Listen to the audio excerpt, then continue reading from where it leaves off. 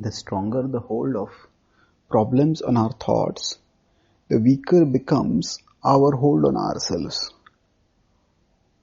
When somebody gets very rattled by some event, then others may tell them, get a hold on yourself. Calm down, buck up.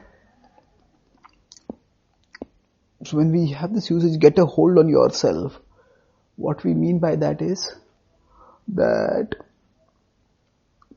there is a part of us which can oversee and which can monitor and regulate, monitor and moderate what we are doing. So how exactly does this work? And why does it sometimes not work? That means when we feel overwhelmed by something, how do we pull ourselves together?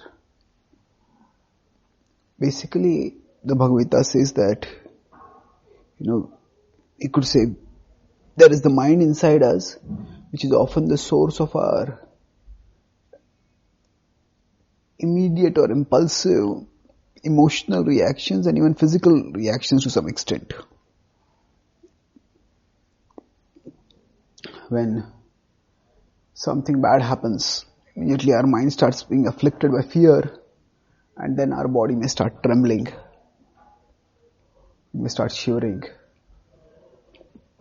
So to some extent, these emotional and physical reactions might be involuntary. But that doesn't mean we have to go along with those reactions.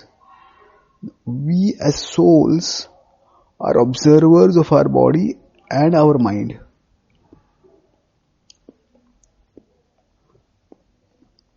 So, if we consider that our thoughts originate primarily from the mind, then there is the physical world outside, the mind inside, and we as souls further inside.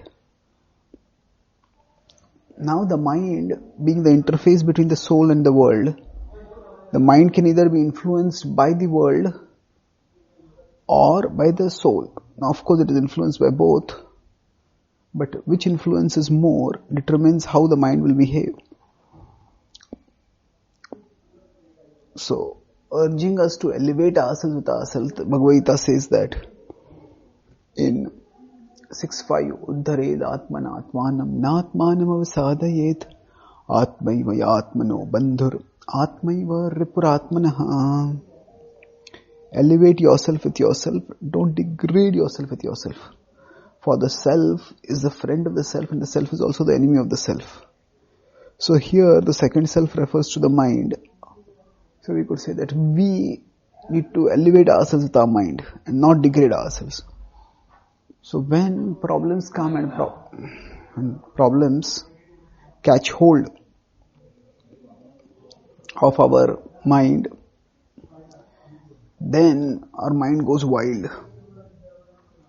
So can we regulate that connection between the problems in our mind? Yes, we can. How? By increasing our hold on our mind. Now the way we hold our mind is by carefully monitoring and mentoring it.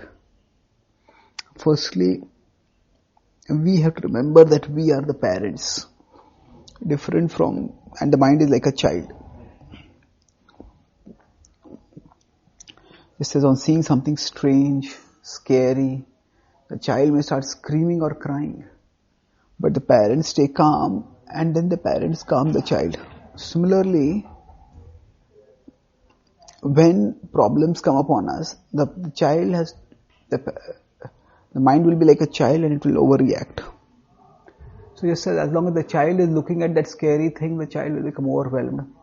But if the child turns toward the parent and listens to the parent, the child will become calm. And if the parents are also feeling apprehensive, and the parents turn toward the police person who is well built and well equipped with weapons, then the parent will become calm and the child will also become calm. So similarly, when problems overwhelm us, we can't let the problems get a hold on us. And to prevent that hold or to break that hold if it has already happened, we need to remind ourselves first that I am a soul and I am the observer of my mind and an observer of the situation. So when we observe ourselves in this way, we distance ourselves from our mind. And sometimes distancing ourselves from our mind is difficult. So then we need to turn toward the supreme soul and become absorbed in him. Jitatmanah prashantasya paramatma samahitah shitoshna sukha dukkheshu yatha manapamanayo. So when we get a hold on our mind and direct our mind toward the Supreme, then the worldly ups and downs, such as heat, cold, pleasure, pain, honor, dishonor, won't hold so tightly on us. And thus we can get a better hold on ourselves by holding on to Krishna. Thank you.